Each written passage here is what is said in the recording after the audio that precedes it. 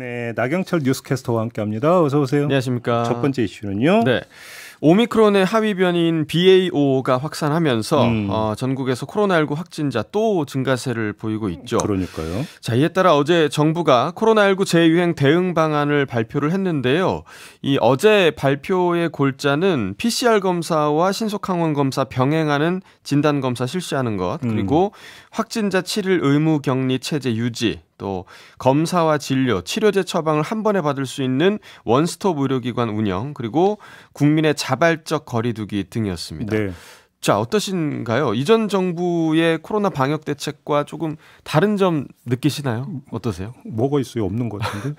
저는 이게 그 자발적 거리두기 말고는 딱히 이렇게 자발적 거리두기는 기본 중에 기본. 네네. 큰 차이가 없지 않나라는 생각이 드는데 아마 그 많은 분들이 기억하실 겁니다. 지난 정부가 이른바 정치 방역한다 이런 비판을 받았었죠. 그러면서 과학 방역하겠다고 했죠. 맞습니다. 그러니까 왜 과학에 근거한 과학 방역하지 않느냐 이게 이제 국민의힘의 주장이었고 네. 또 집권하면 과학 방역하겠다라는 게 당시 윤석열 대통령 후보의 공약이기도 했습니다. 네. 실제 그 어제 브리핑에서도 도대체 이 과학 방역이라는 게 뭐냐라는 이야기가 오갔는데 네. 이에 대해서 정기석 국가감염병 위기대응 자문위원장은 과학은 아주 광범위한 범위이고 자연과학뿐만 아니라 사회과학도 과학이다. 라면서 예. 전체적인 코로나 위기를 관리한다는 측면이라고 상당히 좀 모호한 답을 내놨습니다. 많은 분들이 아마 그 명확한 기준이 있는 그야말로 과학적인 근거를 기대를 하셨을 텐데 네. 이 현 정부의 방역 당국에서도 이 부분에 대해서 명확히 정의하지 못하는 듯한 그런 분위기였거든요. 고 시험 때 오를 이 과학 방역 과연 전 정권과 정말 큰 차이가 있는 방역일지 아니면 선거 승리만을 위한 정치 구호였을지 관심이 좀 집중되고 있습니다. 별다른 게 없다는 얘기죠. 한마디로 이야기하면. 네. 아직까지는 그렇습니다. 네, 두 번째 이슈는요. 자, 이번에도 윤석열 정부 공약과 관련된 소식인데요. 그 세종청사에 대통령 제2집무실 설치하겠다 이런 공약이 있었죠. 충청의 아들을 자처했던 윤석열 대통령이 당시 지방시대를 열겠다면서 제2집무실 설치를 약속을 했었고 실제로 대통령직 인수위원회에서 이를 위한 3단계 로드맵을 제시하기도 했습니다. 예. 그런데 행안부 관계자가 정부 세종청사 중앙동에 입주할 기관이나 부처 중에서 대통령 임시집무실이 없다라고 밝힌 것으로 전해졌는데요. 기존 세종집무실과의 중복성 그리고 예산 문제, 경호 보안 문제 등을 고려해서 임시집무실을 중앙동 신청사에 설치하지 않고 기존 공간을 활용할 계획이다라고 밝혔습니다. 자, 여기에서 얘기하는 기존의 공간은 지금 그 중앙동 인근에 국무조정실 또 국무총림 비서실이 있는 세종청사 1동에 있는 한 사무 공간을 말합니다. 이 중앙동에 새로 집무실을 설치할 경우에 150억 원 이상의 예산이 소요될 것으로 예상된다고 하는데요. 네. 이 불필요한 예산을 줄이겠다라는 게 계획 변경의 큰 이유 중 하나라고 합니다.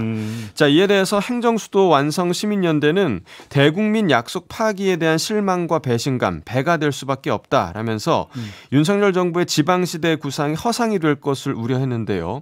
물론 그렇다고 해서 이 대통령 세종집무실 건립이 아예 무산됐다는 건 아닙니다. 아까 인수위가 3단계 로드맵 제시했다고 말씀을 드렸는데 이에 따르면 1단계가 방금 말씀드린 그 기존의 세종집무실을 활용하는 것 그리고 네. 2단계가 이번에 무산된 중앙동 내에 별도 임시집무실을 마련하는 것이고요. 그리고 마지막 3단계가 2027년 하반기에 별도 세종집무실 건물을 완공하는 거거든요. 결국 이 중에서 2단계를 하지 않겠다는 겁니다. 그러니까 이게 2단계를 그냥 뛰어넘고 3단계 그 세종집무실 건립으로 넘어가겠다는 건지 아니면 시민단체 주장처럼 전체 과정이 지금 차질을 빚고 있는 건지 아직은 불확실하거든요. 그래서 대통령실의 명확한 입장 표명 그리고 설명이 좀 필요한 부분일 것 같습니다. 150억 든다고요? 그래서 뭐 국민 혈세 아끼겠다고 하면 뭐 제가 할 말은 없는데 네. 그렇게 하면 왜 멀쩡한 청와대 놔두고 그 얘기가 많이 있더라고요. 용산으로 이전하면 거기에 들어간 돈이 얼마인데. 그 비용이 어마어마한데 예. 150억 아끼겠다고 이걸 하지 않는 거냐 이런 얘기 많이 나오고 있습니다. 그러니까요. 네. 갑자기 그게 떠오르네요. 맞습니다. 네. 자, 마지막 이슈는요. 자, 굉장히 오랜만에 이런 종류의 보도를 접한 것 같은데 어제 MBN의 단독 보도였습니다. 전남 영광군의 한 저수지에서 물고기 수천 마리가 집단 폐사를 했다라고 하는데요. 네. 장마철 앞두고 인근 공장에서 몰래 폐수를 버렸기 때문으로 추정이 되고 있습니다. 이게 비 오는 날 폐수 버린다는 진짜 오래된 얘기인데. 그러니까요. 네. 자, 이게 좀 합리적인 의심이 가능한 게 이 저수지에서 심한 악취와 함께 농약 냄새가 진동을 하는데 네. 이 냄새가 인근 농공단지에서 나는 냄새와 비슷하다라는 거죠. 또 지난 6일에도 물고기가 때로 죽은 바가 있고 인근 주민들 중에는 검정색 폐수가 흐르는 걸 목격한 사람도 있었다고 합니다. 어허.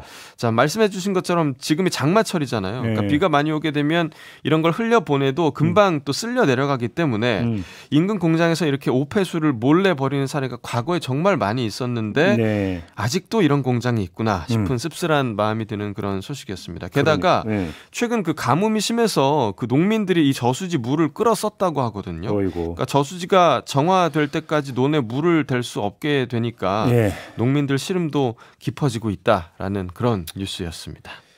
흘러간 게 어디 폐수뿐이겠습니까? 양심도 함께 흘러간 거죠. 맞습니다. 몇 푼 아낀다고. 네. 왜 이렇게 해서 수많은 농민들한테 피해를 그러니까 주는 겁니까? 네, 책임 있게 공장 운영해야죠. 네. 같이 삽시다. 맞습니다. 기본 아니겠습니까? 예, 자 오늘 이렇게 마무리하죠. 나경철 뉴스캐스터와 함께했습니다. 고맙습니다. 네, 고맙습니다.